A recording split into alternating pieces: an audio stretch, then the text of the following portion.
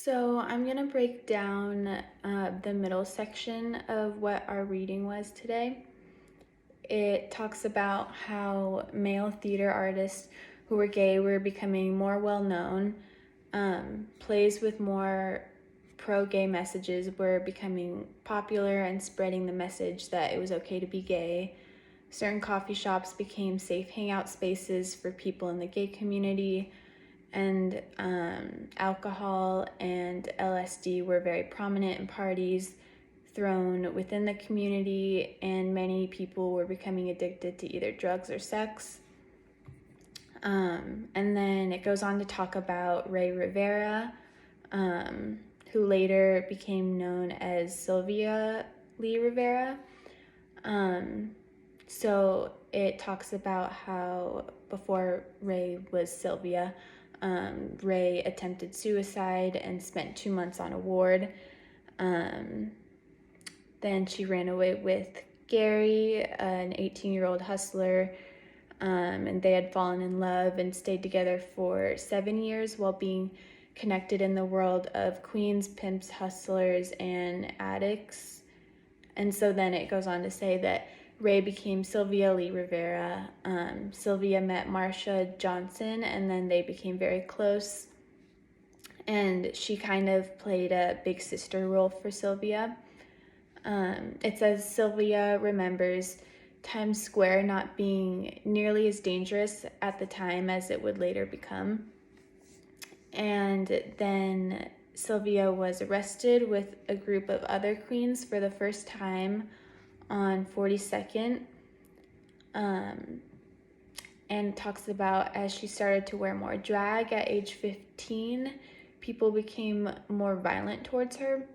And then one night when she went home with a John, he became very violent towards her, and she had no choice but to shoot him, and then she just ran. But the man was still alive. He ended up going to the police, and the police found her and arrested her.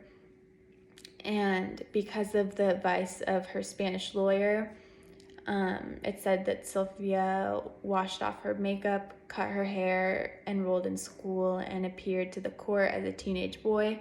And then because of this, she was able to beat the case.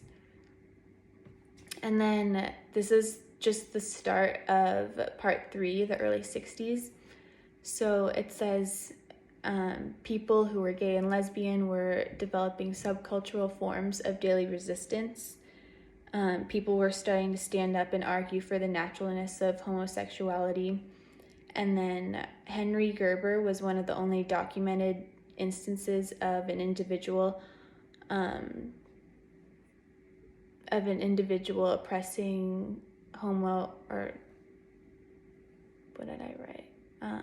like standing up for homosexual oppression. And then most gays had been internalizing society's judgments of them, thinking of themselves as sick.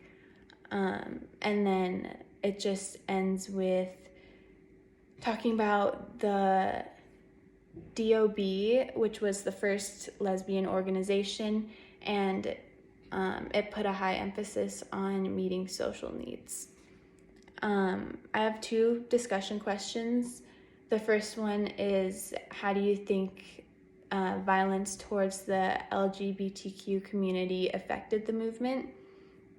And then the second one, I went back to, so Sylvia was able to beat her case by conforming to what society kind of expected her to look like.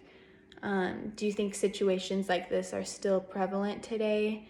And what are ways that society favors certain people or looks over others? And how do we work to change this?